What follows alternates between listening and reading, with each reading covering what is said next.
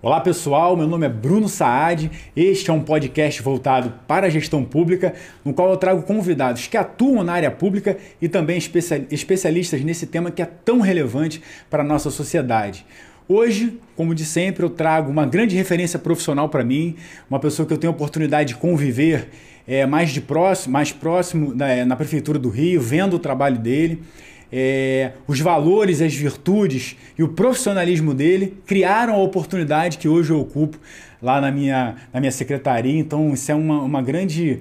É muito importante quando a gente lida com pessoas com valores, princípios e criam ferramentas para que outras pessoas caminhem esse caminho dentro da administração pública. Nosso convidado de hoje, que ainda não falei o nome, mas vocês vão saber quem é agora. Ele é multi, né? É uma pessoa assim, espetacular.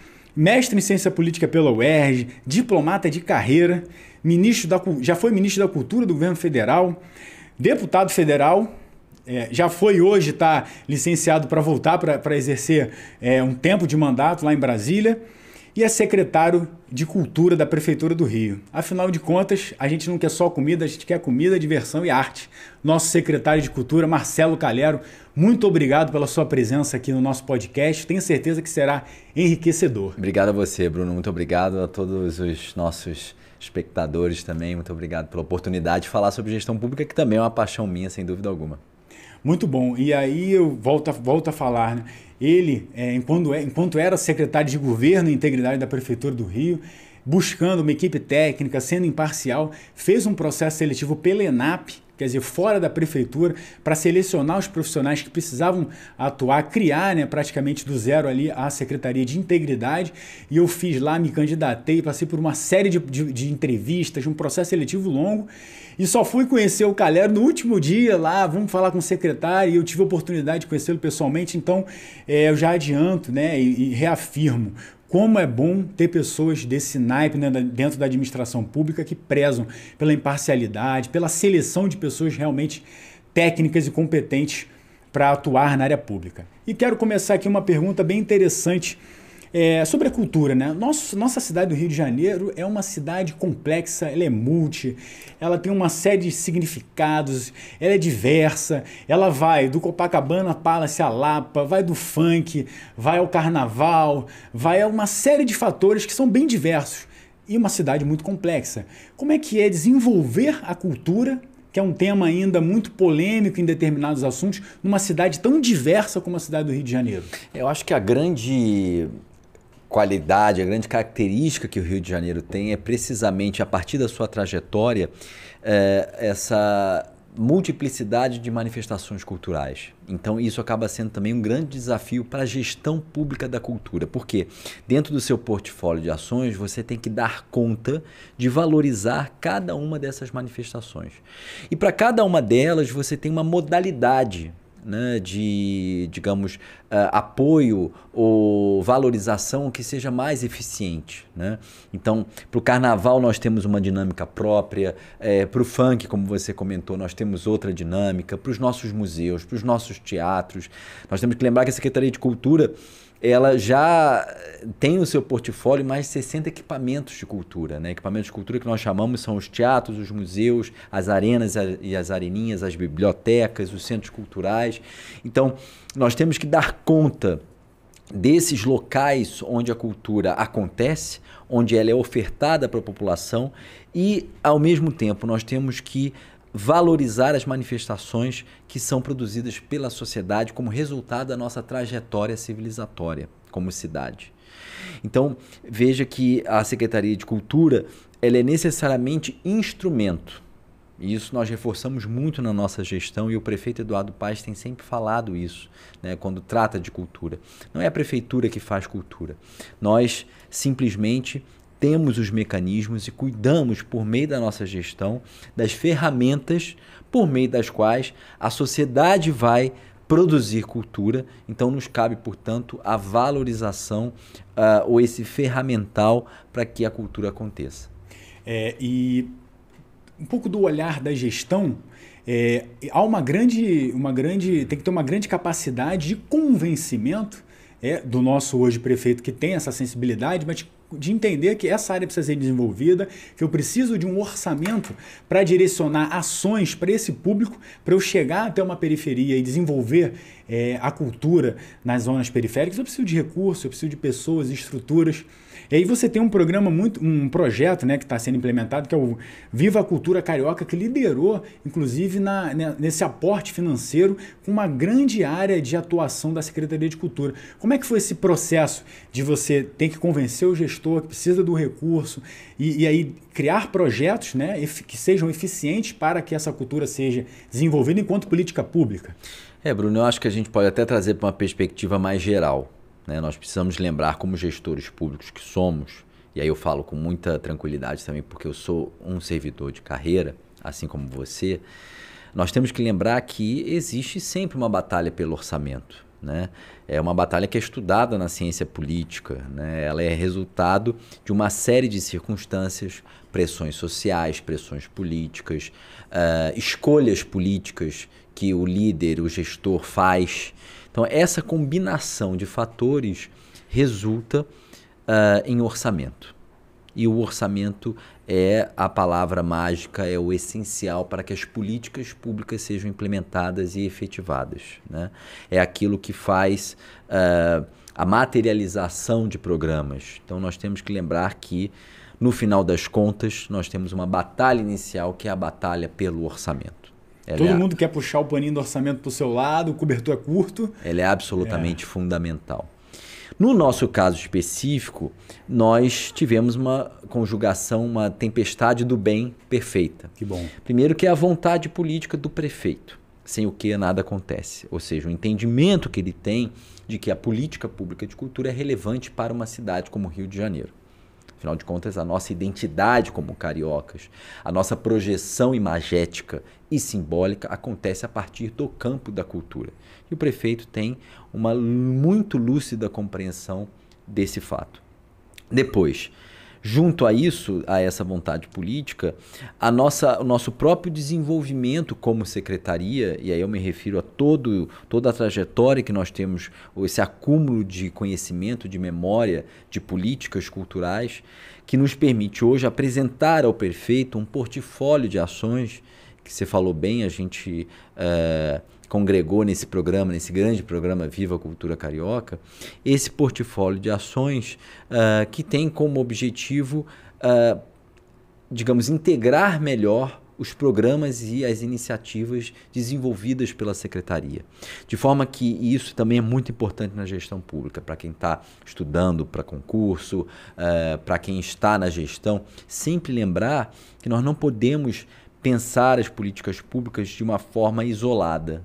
Elas precisam estar compreendidas dentro de um portfólio maior, dentro de um todo, dentro de um guarda-chuva, digamos assim.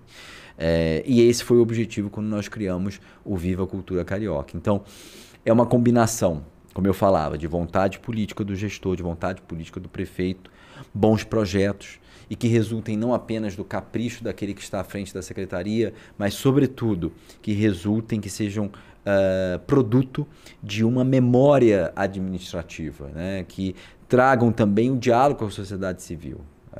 E isso tudo amalgamado dentro de um programa sistematicamente organizado, que as iniciativas, as diversas ações conversem entre elas e se apoiem e resultem, portanto, num todo benéfico para a sociedade. Excelente.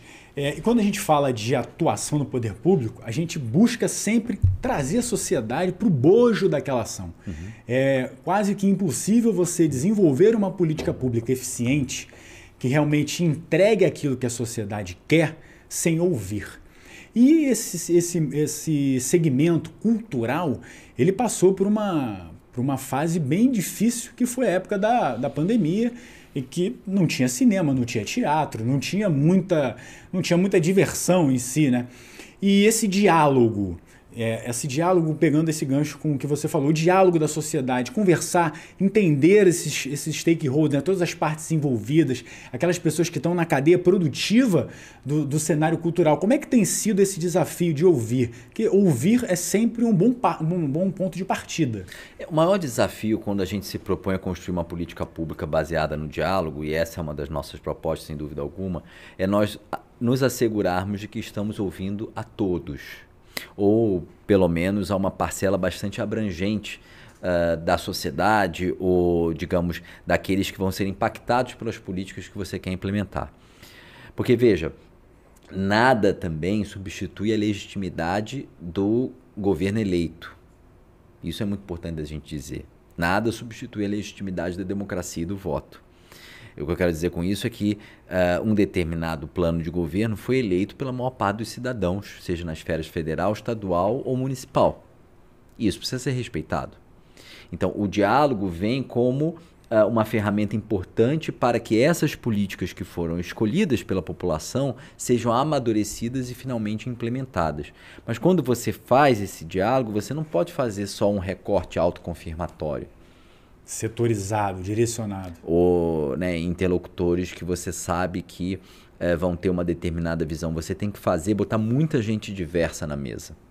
Né? De forma que essa diversidade tenha como produto uma política com menos pontos cegos possível.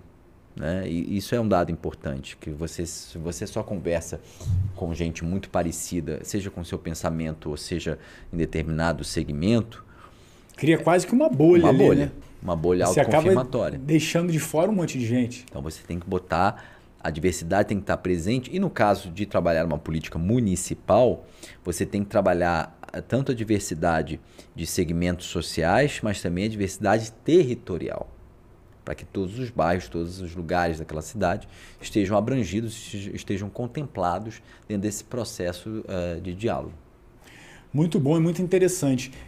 Uma lei que a gente escuta muito falar e tem muita gente que não sabe, que é a Lei Paulo Gustavo. Eu também fui estudar, também não sou entendedor assim da cultura, tenho outras áreas de atuação, mas eu sei que é uma lei complementar que visa ajudar de forma emergencial aquelas pessoas que passaram pelo esse problema grave que a gente passou, como a gente comentou agora há pouco, da Covid-19. Essa lei tem sido eficiente, tem cumprido a sua finalidade, realmente tem muito pai de família que tem sido ajudado, muita empresa que tem aí conseguido superar esse desafio de se manter aberta e gerar riqueza com os benefícios que essa lei traz? A Lei Paulo Gustavo, a legislatura passada aprovou 2 conjuntos de leis para o setor da cultura, né? Que foi a Lei Paulo Gustavo e a Lei Aldir Blanc. A Lei Paulo Gustavo ela já encerrou o seu ciclo, né? Então ela teve lá um momento emergencial, que foi a Lei Paulo Gustavo I, depois um momento mais dedicado à área do audiovisual, que foi a Lei Paulo Gustavo II. Então a LPG, nesses 2 momentos, ela já encerra o seu ciclo, pois ela já se prestou ao papel que cabia naquela ocasião. Agora nós estamos no ciclo da Lei Aldir Blanc, que também foi aprovada na legislatura passada. E aí ela busca, Bruno, a criação de políticas estruturantes para o setor cultural. Porque, como você bem falou, o setor cultural, ele emprega muita gente. As pesquisas mais avançadas dão conta de que 3,5% do PIB brasileiro provém da atividade cultural. Não é para menos. Nós somos um país, assim como o Rio, multifacetado, muito diverso, que tem diversas iniciativas, múltiplas iniciativas que acontecem em todos os lugares, em todos os rincões do país e que são grande atrativo socioeconômico, seja em termos de turismo, seja em termos de adensamento da cadeia produtiva, né? Então, a Lei Aldir Blanc, ela pensa investimentos nos estados e municípios que tenham um viés estruturante. Então, por exemplo, nós fazemos editais por meio da Lei Aldir Blanc para tornar a produção cultural mais rica, né? Para fazer com que nós tenhamos companhias, para que nós tenhamos espetáculos, para que nós tenhamos instituições culturais mais sólidas, que elas possam fazer investimentos estruturais, seja nos seus recintos, né? Nos seus lugares, seja por meio de adensamento dos seus corpos de atores ou dos seus corpos de artistas de uma forma geral.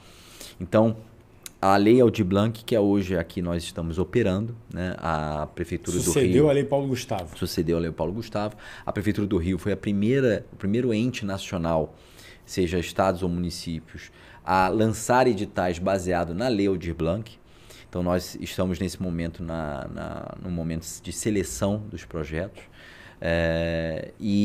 Sempre o pensamento, a lei Aldir Blanc foi pensada para ser uma lei em 5 anos. Então nós teremos 5 anos de aporte e a ideia é que esses aportes sejam o mais estruturante possível. O mais estruturante possível. Muito bom. E quando você fomenta a estruturação de locais, você está democratizando o acesso à cultura e está possibilitando aí uma continuidade dessa política pública, né? Porque você dá um segmento a ela.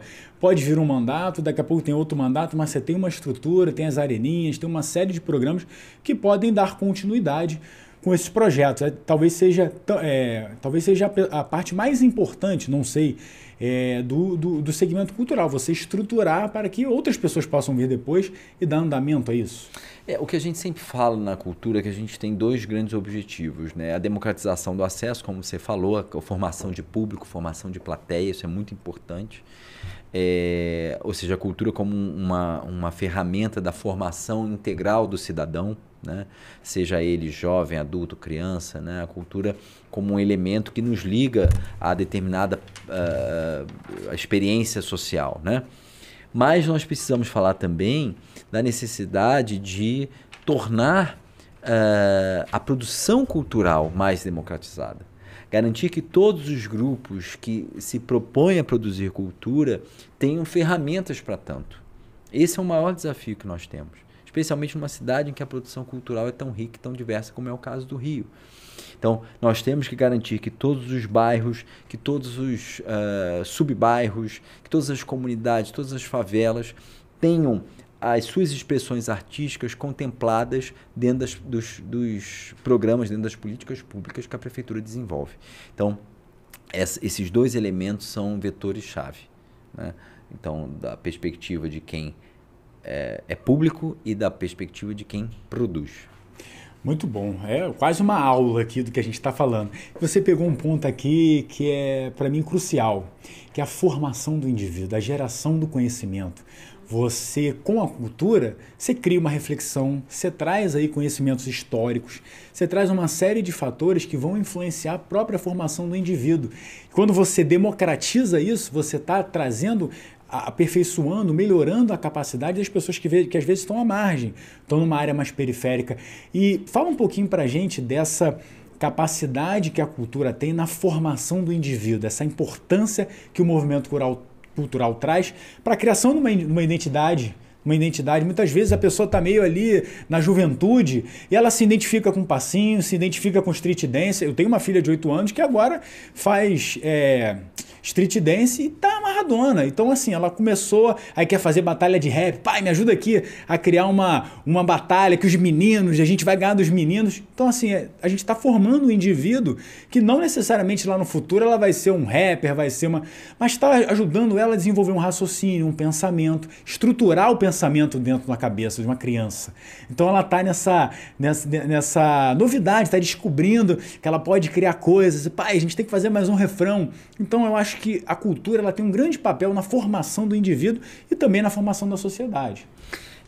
Como você falou, né? A cultura, ela em primeiro lugar, ela organiza, né, a sociedade no sentido em que ela é um elemento fundamental para que nós possamos nos entender como sociedade, para que nós possamos nos entender como processo civilizatório. Isso é muito importante, que a gente se reconheça como povo, né? Esse é o primeiro aspecto.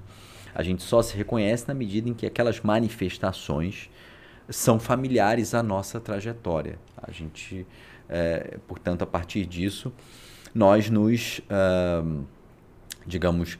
individualizamos enquanto sociedade. Esse é um ponto. O outro ponto, e aí eu vou me valer de uma pesquisa que a Fundação Seix Gran Rio fez, em que ela analisava desempenhos acadêmicos de alunos, do mesmo segmento socioeconômico, com a mesma trajetória, no mesmo local, e ela via que aquele aluno que tinha o que eles chamaram de ambiência cultural, ele tinha um desempenho acadêmico melhor. É como você falou. O que é ambiência cultural? É o aluno que consegue ir ao museu, que consegue ir a uma biblioteca, cujos pais levam uma peça de teatro. Esse aluno, ele acaba tendo dentro do seu arsenal, dentro do seu ferramental, habilidades, competências mais aprimoradas do que aquele aluno que não tem essa disponibilidade, que não tem acesso a isso. Porque ele tem experiências sensoriais, e esse que é o ponto, a cultura nos traz experiências sensoriais diversas.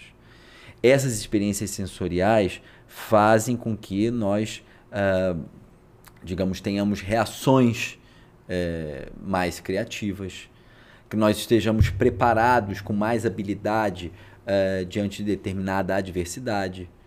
Então, essas experiências sensoriais fazem com que nós tenhamos o pensamento, uma maior sofisticação. Então, existe todo a ambiência cultural que permite isso. Que essas experiências sensoriais sejam usadas a favor da formação daquele indivíduo como cidadão, inclusive no que se refere ao seu desempenho acadêmico escolar. Sensacional, ambiência cultural. Eu não tinha essa nomenclatura técnica, mas eu sempre que posso, eu levo minha filha ao teatro, ao cinema, a assistir uma peça, assistir qualquer coisa que faça ela ter essa multiplicidade de sensações e de percepções também, de cenário, de experiências. Quer ver uma coisa assim que é até relativamente simples? Hábito da leitura. Hoje em dia a maior parte das crianças está refém de celular e afins. E é muito importante que os pais insistam na necessidade de que o livro seja usado como uma ferramenta educacional. É produto de uma manifestação cultural, óbvio, literatura. E mais do que isso, só escreve bem quem lê bem. E o que a gente tem reparado, e aí eu falo até como gestor também, né, na medida em que nós temos que recrutar pessoas, né, como você bem falou, a deficiência que nós temos em termos de pessoas que tenham fluidez na escrita, fluidez nos contatos. Isso muito como efeito colateral das ferramentas digitais, né? Como efeito colateral dessa individualização, né, do pensamento, na medida em que você aqui está blindado, né, pela rede social e tudo mais. Então, essa falta de fluidez tem feito com que cada vez mais nós vejamos problemas, né, desafios, deficiências no campo da leitura e da escrita. Então, assim, às vezes é difícil, a pessoa mora num lugar mais afastado de equipamentos culturais, ou os pais não têm nem sequer tempo. Então, vamos pensar em elementos, em atividades que estejam mais acessíveis, né? A leitura é uma delas, né? Todas as escolas do município, por exemplo, elas contam com salas de leitura, algumas até com bibliotecas.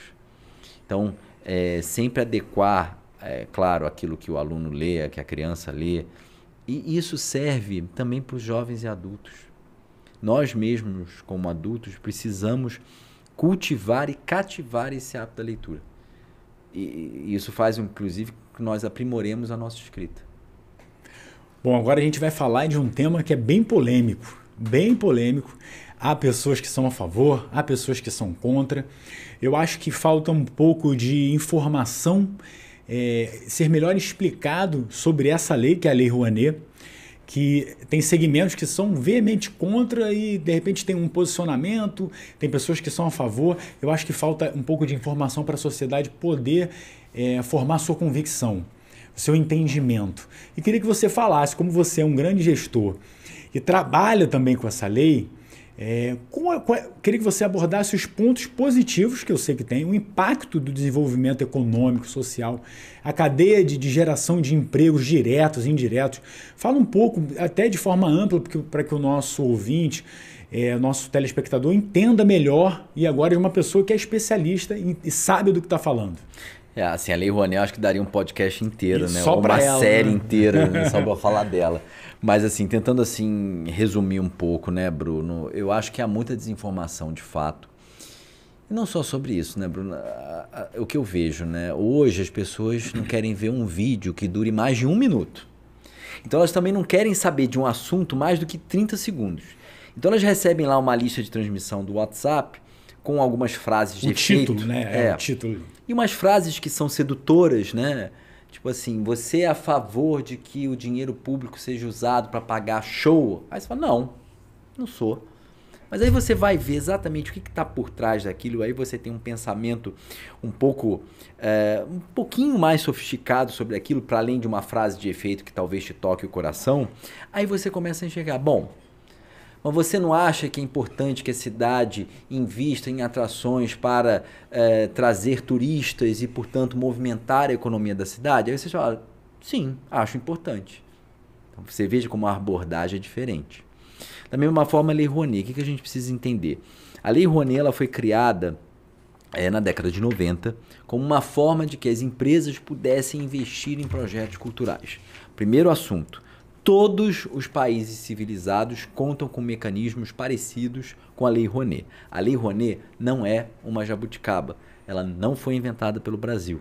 Ao contrário, o Brasil foi um dos últimos países a criar um mecanismo de incentivo baseado em questões tributárias para a área da cultura. Esse é o primeiro ponto que a gente tem que lembrar. Por outro lado, nós precisamos entender que hoje não existe, por exemplo, nenhuma instituição cultural que não se valha da Lei Rouanet. O que eu estou falando de instituição cultural? Os museus, por exemplo. O brasileiro adora ir a museu na Europa e nos Estados Unidos. E aí costuma dizer assim, no Brasil a gente não tem bons museus. Isso já é uma mentira por si só. E segundo, os nossos bons museus, eles só existem por causa da Lei Rouanet. Então nós temos que pensar também a perspectiva institucional que a Lei Rouanet colabora. Em terceiro lugar, a Lei Rouanet ela foi pensada num tripé. Ela foi pensada sendo o mecenato, que é quando as empresas investem em projetos culturais. Depois, o Fundo Nacional de Cultura, que serviria como uma forma de você financiar projetos culturais menores, médios, que não teriam acesso às empresas. E em terceiro lugar, o tripé, os FICART, que são como fundos de investimento em que pessoas poderiam colocar dinheiro em projetos culturais para ter retorno financeiro. Como se você pusesse o dinheiro num fundo de investimento qualquer, você botaria num fundo de investimento dedicado à cultura. Então, um grande empreendimento de entretenimento, que você sabe que vai ter lucro. Então, você quer participar como sócio. O problema é que a Lei Rouanet só foi implementada, no final das contas, no seu tripé do mecenato. Porque o Fundo Nacional de Cultura é sempre contingenciado. O FICART, agora com a Lei Aldir Blanc até menos, o FICART nunca saiu do papel. Então hoje nós temos, digamos, como se todos os empreendimentos culturais só tivessem um guichê para buscar financiamento. E eu vou dizer para vocês, o volume de recursos que é destinado à Lei Rouanet, ele é infinitamente menor do que outros subsídios que o governo federal paga. Por exemplo, a indústria automotiva. Por exemplo, ao agronegócio. Então, é uma indústria que é intrinsecamente deficitária, especialmente no Brasil. Por quê? Nós não temos, se a gente fosse cobrar o Museu do Amanhã, que é um museu que se vale muito da Lei Rouanet, é da prefeitura, e que, claro, tem aí uma perspectiva pública muito grande.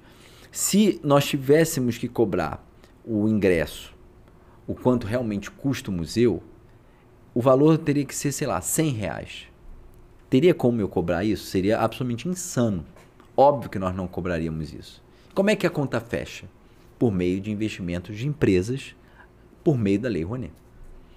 Então, eu vejo uma certa falta de conhecimento a respeito da cadeia, do número de empregos que são gerados pela cultura, mas eu não gosto de justificar a cultura por isso. Eu não acho que nós, como sociedade, como experiência civilizatória, como povo, mereçamos ficar justificando investimento em cultura simplesmente pelo número de empregos que gera. É super relevante. Muito pai de família, muita mãe de família come e sustenta os seus por meio de empregos na área da cultura. É o pipoqueiro, é o taxista, é o tio do Uber, é o pessoal da cenografia, da cenotécnica, da luminotécnica, todo mundo. Às vezes, num único espetáculo, você tem mais de 100 pessoas impactadas, empregadas por conta daquele espetáculo. Mas nós temos que pensar a cultura como uma ferramenta de afirmação nossa enquanto povo. E, de novo, voltar a esse exemplo, a gente adora dizer, brasileiro não tem memória. Se você não tiver investimentos sólidos e persistentes na área cultural, você nunca vai ter memória. Perfeito. Porque você nunca vai se enxergar como povo. Então você nunca vai valorizar a sua própria trajetória.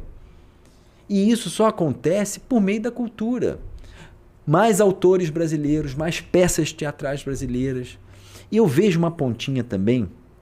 O Tom Jobim falava que no Brasil, isso é uma coisa polêmica, mas quem dizia era ele mesmo, então, que no Brasil o sucesso é quase uma ofensa pessoal.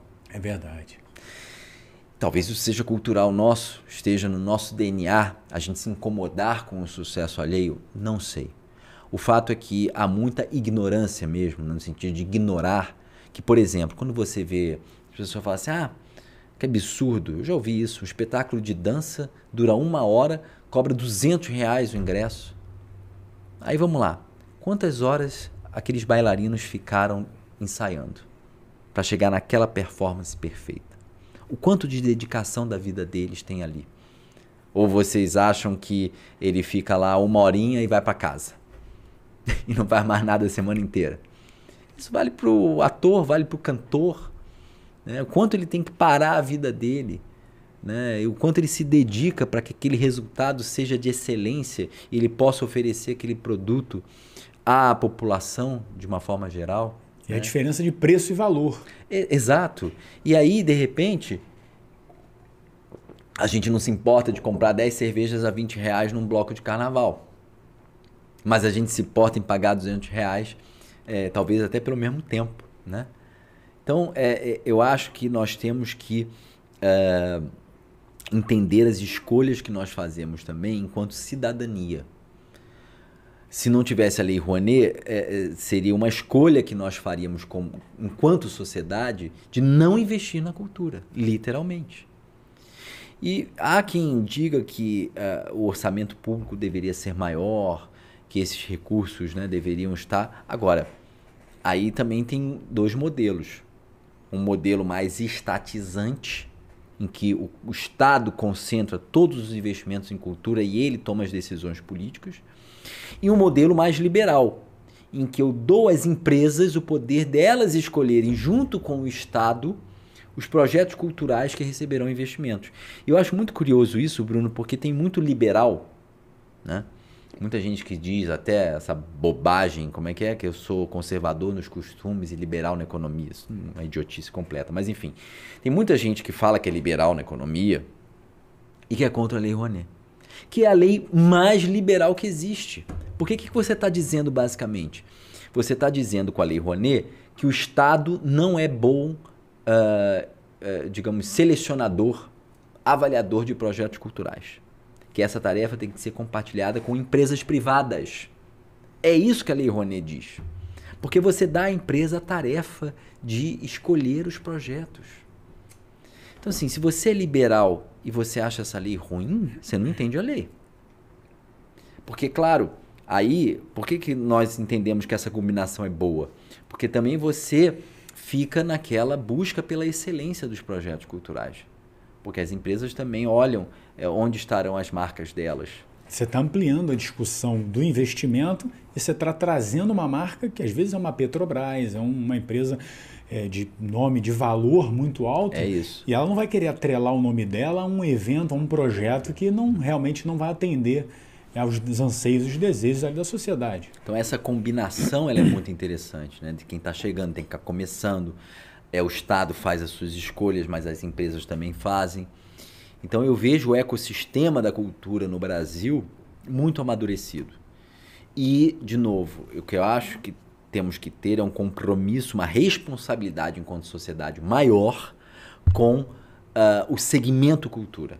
A compreensão de que é absolutamente essencial, de novo, não apenas do ponto de vista econômico, isso por si só já justificaria, mas para além vamos pensar para além da questão econômica, simplesmente.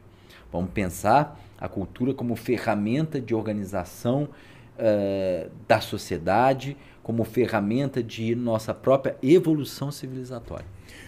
É muito bom e muito importante essa visão, porque um país, a sociedade, o estado, o município, até o mundo de uma forma global, ele vai ter oscilações econômicas de altas, de baixa, vão ter eventos como, por exemplo, a pandemia, eventos naturais que vão impactar a economia. Mas quando você tem uma sociedade com uma cultura sedimentada, com valores, uma sociedade com entendimento, essa sociedade pode passar por várias oscilações econômicas, mas daqui a 10, 20, 30 anos você vai ter resultados positivos por aquela formação que foi possibilitada ao indivíduo, ao grupo social, a uma família, a uma região, a uma área que foi se fortalecendo e tendo um entendimento cultural, tendo conhecimento também para lidar com as coisas da vida. E ela vai aprendendo, tentativa e erro, mas ela vai tendo um conhecimento, vai melhorando, vai aperfeiçoando, vai trazendo pessoas capazes de refletir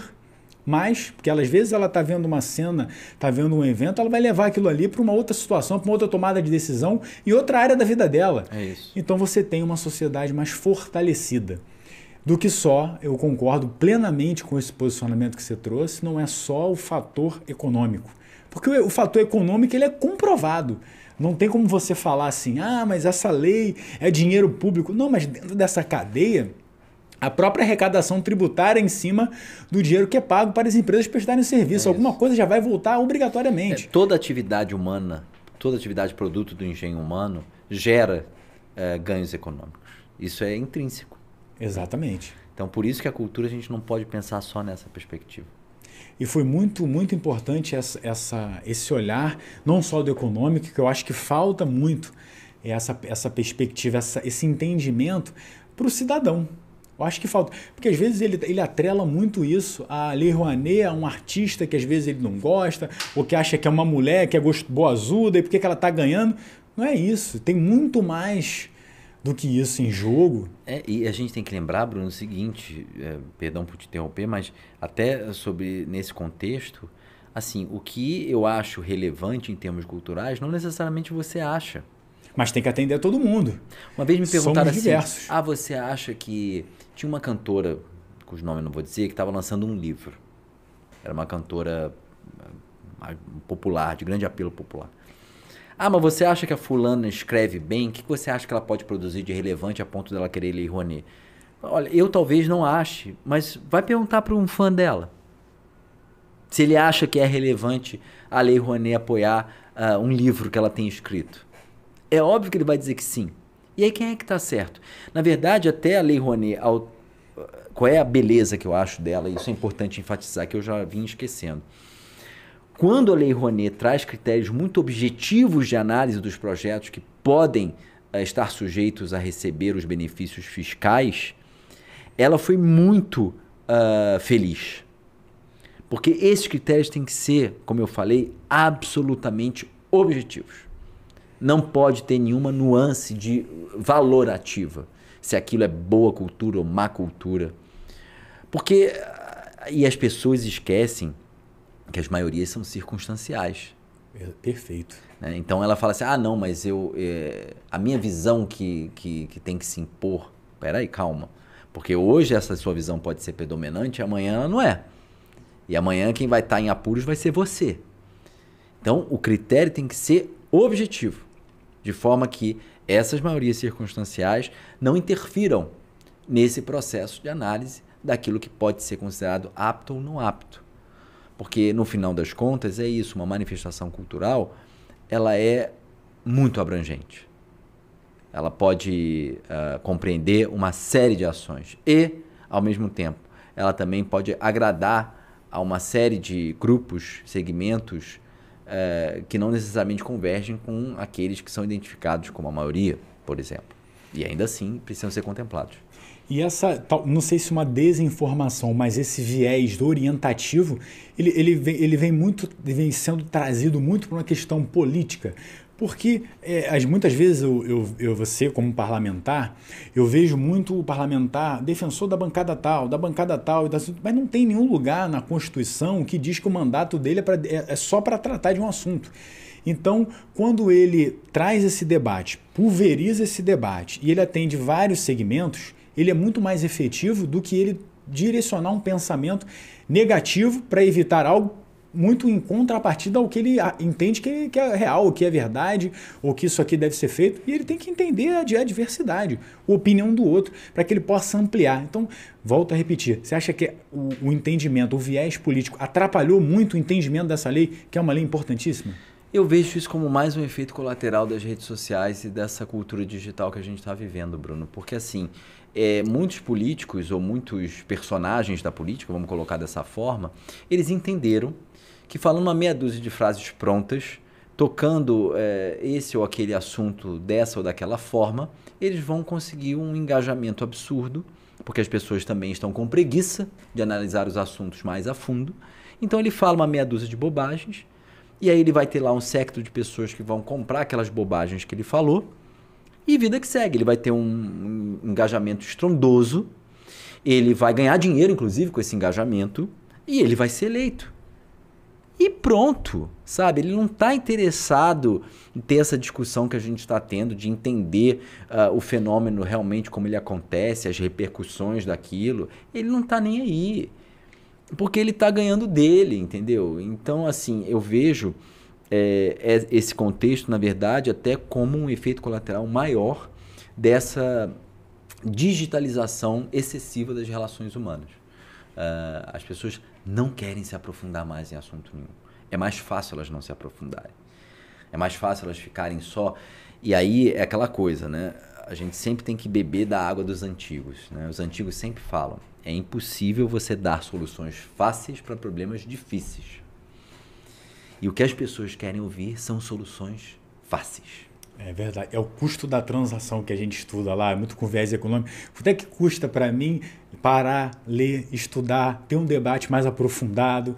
Eu vou ter que me privar disso, daquilo, e as pessoas querem aquele resumo do resumo do resumo, 30 segundos, para uma coisa que é complexa e que passa aí por uma série de setores, por uma série de apontamentos importantíssimos e relevantes que precisam ser aprofundados, debatidos com o tempo necessário, com a profundidade necessária, mas é muito mais fácil você ler o título e já encaminhar no seu grupinho do WhatsApp, coisa, dando uma alfinetada no outro. As pessoas estão sendo idiotizadas. O problema é que a grande parte das pessoas quer ser idiotizada. Essa que é a questão. E aí é isso, quando você pega um tema complexo como esse, por exemplo, você não consegue fugir. E a polarização, ela casa perfeitamente com esse processo de idiotização. Maniqueísmo, né? Você não tem nuances mais, você não quer trabalhar mais as nuances. E no final das contas, a vida é muito mais complexa do que esse maniqueísmo, dessa polarização que acaba se impondo. Muito bom. Acho que foi bem interessante esse debate aqui da Lei Rouanet. Eu acho que trouxe muita informação para o nosso ouvinte, para o nosso telespectador. Espero que a gente tenha uma nova visão, né, da importância dessa lei, o quanto isso impacta. E ainda vou dar uma informação bem importante. Quando o Calero fala dos investimentos, dos projetos, na Prefeitura do Rio de Janeiro, esses projetos, esses projetos, que são os processos que a gente faz lá no nosso sistema, vêm para a nossa área, a gente faz uma análise de integridade dessas empresas. Isso é bom a gente falar para os nossos ouvintes, para que eles tenham a dimensão de quanta atenção o poder público dá a isso.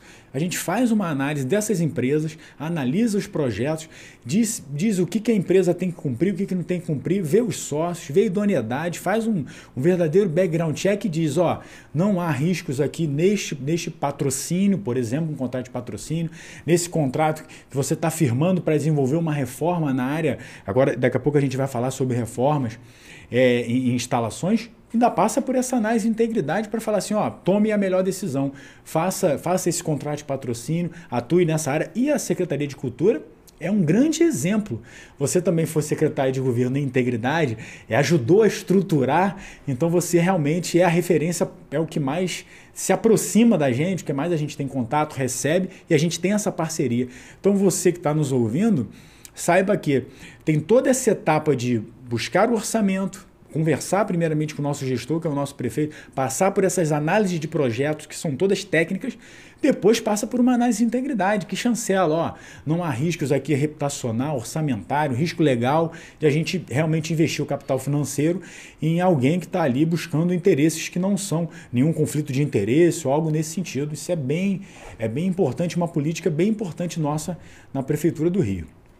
E pegando esse gancho das reformas, eu sei que a gente já falou um pouco, mas eu acho que vale a pena a gente aprofundar um pouquinho nessa parte das reformas, das areninhas, de todo esse aparato que a Secretaria de Cultura está capitaneando para realmente conseguir ter instalações melhores, estruturas melhores, como forma de democratizar a cultura em todas as áreas do nosso município.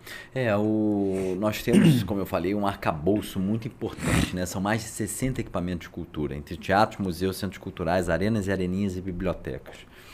E esses lugares, eles têm que ser vistos não apenas como um lugar de fruição cultural, onde as pessoas vão assistir a um espetáculo, vão alugar um livro, o que seja, mas também como um lugar de produção cultural. Porque quando você tem uma areninha, uma arena, você estimula que aquele bairro, né, que aquela vizinhança também produza cultura a partir daquele locus. Né? Então, nós sempre vemos os nossos equipamentos de cultura sob essa dupla perspectiva, da formação de plateia e da própria produção cultural que possa ser desenvolvida nos bairros a partir daqueles locais, daqueles equipamentos. Né? Então, reformar esses equipamentos é investir numa política pública absolutamente fundamental, né? Que é a mais abrangente que existe, porque ela é multifacetada. E você falou a areninha. Explica pra gente como que é essa areninha, que eu tenho certeza que deve ser um ponto de alcance lá na ponta. As arenas e areninhas, elas são espalhadas por toda a zona norte e a zona oeste da cidade. São locais, salvo engano, são 14. As areninhas, elas são consequência das antigas lonas culturais, que foram usadas durante a Rio 92. E são famosas. Tem a Lona Cultural de Vista Alegre. Exatamente. Muito show, muita coisa boa. Tem muita gente de bairros aí que vivenciam isso na prática. Totalmente. Em 2015, na época, o Carlos Corrêa era meu subsecretário de Cultura, de Gestão, e nós entendemos que, na verdade, você simplesmente substituir as lonas por outras lonas seria um investimento não eficiente em termos de gestão pública, porque as lonas têm uma vida útil bastante limitada. Então ele me apresenta um projeto em que as lonas se transformariam em areninhas, porque na ocasião nós já tínhamos as arenas. As arenas culturais são equipamentos maiores, para até 800 pessoas, e demandam um investimento muito alto, inclusive terrenos maiores também. Nós temos 4 arenas, Pavuna, Madureira, Penha e Guaratiba. Então a ideia é que as areninhas fossem numa modalidade menor, mas substituindo as lonas. E agora nós vamos transformar a última das lonas, que é a lona de Anchieta, Carlos Zéfiro, em areninha. Então nós completaremos esse ciclo de transformação das antigas lonas culturais em areninhas culturais. Muito bom.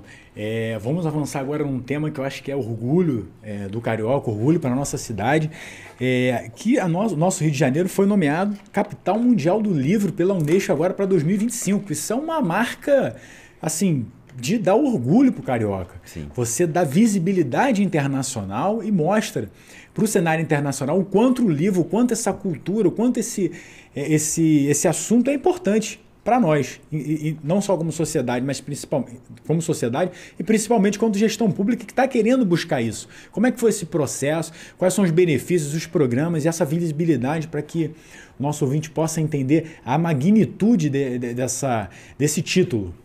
Todo ano a Unesco escolhe uma cidade para ser capital mundial do livro.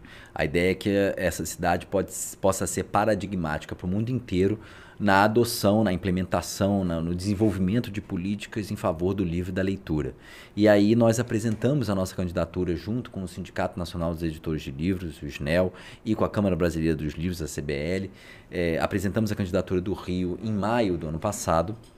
em outubro, saiu o resultado de que nós tínhamos sido agraciados com esse título. Então, nós apresentamos uma série de projetos que já eram desenvolvidos pela Prefeitura na área do livro e da leitura. Como eu falava, né, nós estimulamos muito essa ferramenta da leitura como desenvolvimento cidadão e educacional.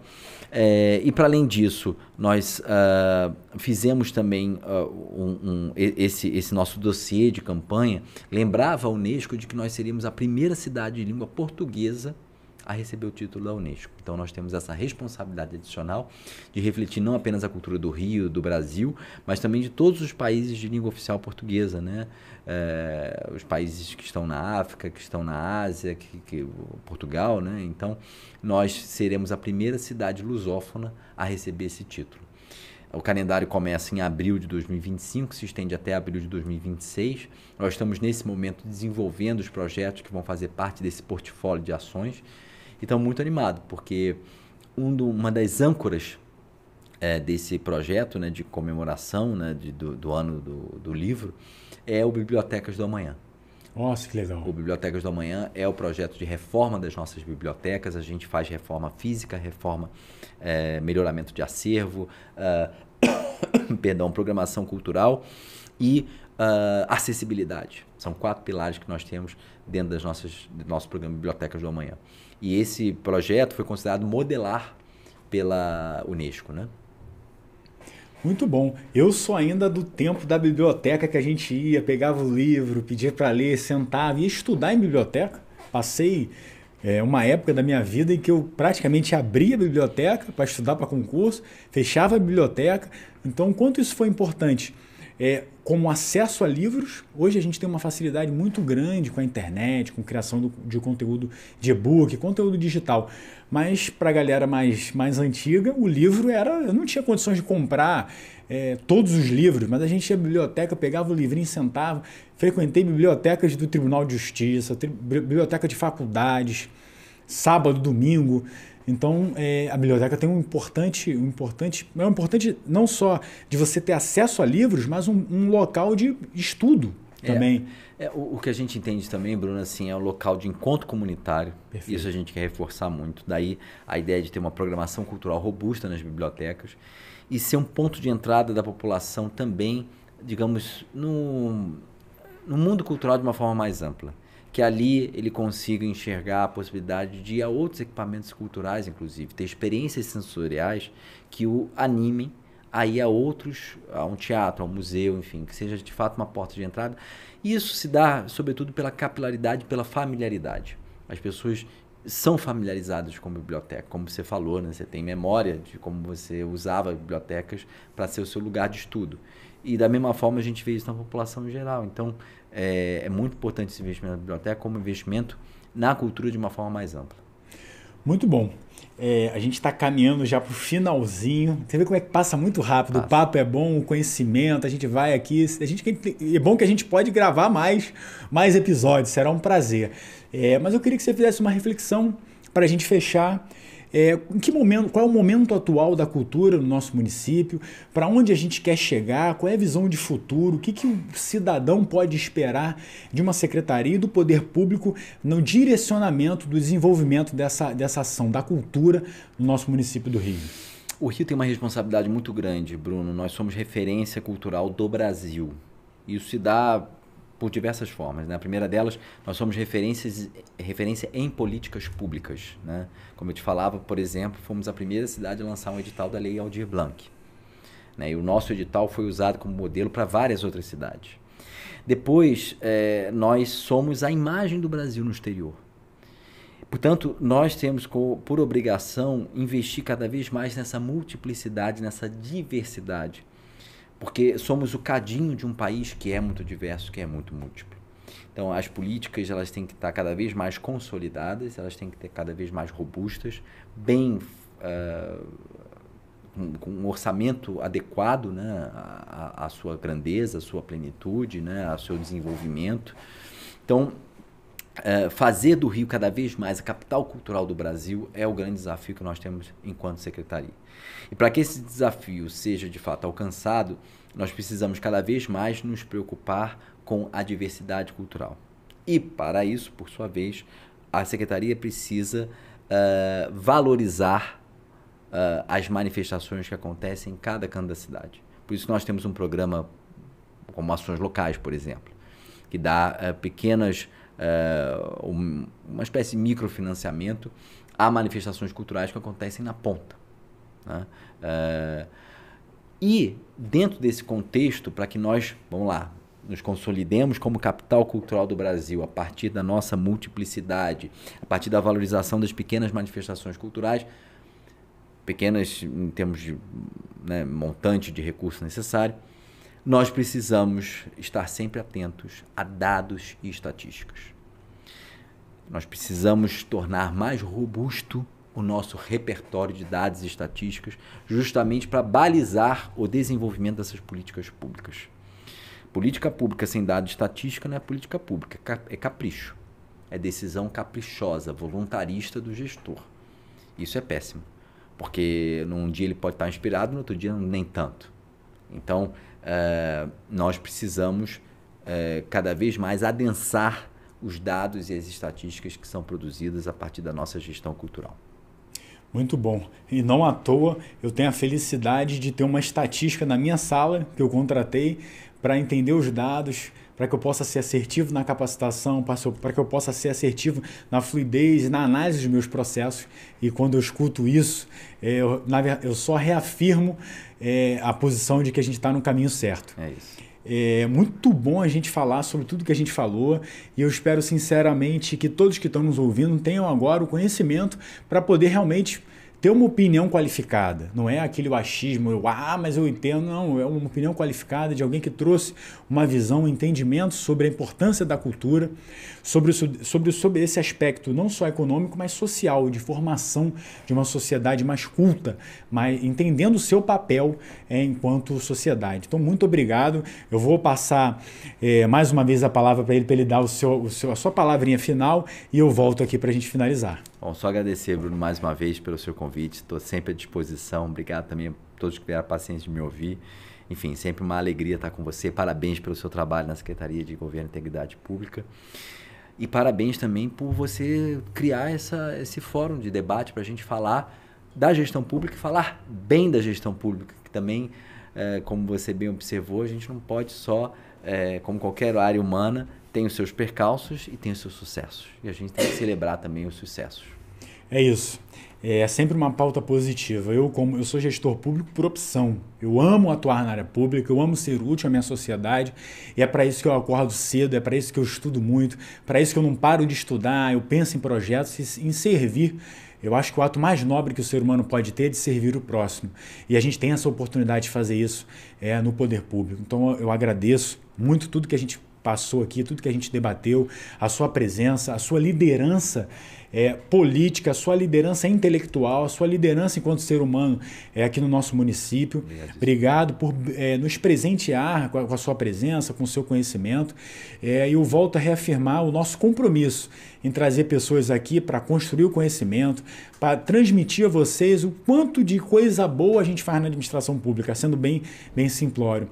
Que vocês possam curtir, compartilhar, encaminha para o seu amigo que gosta desse assunto, que é interessado. Se você quiser propor alguma temática, me procura nas redes sociais, me indica, eu tenho recebido muitas indicações também, para que a gente possa continuar seguindo com esse nosso projeto, e esse seja um projeto longo, trazendo pessoas que possam agregar conhecimento para a nossa sociedade, ajudando o gestor, ajudando o estudante, ajudando o cidadão a entender a complexidade e o quanto de coisa boa a gente realiza à frente na nossa gestão, à frente do nosso órgão.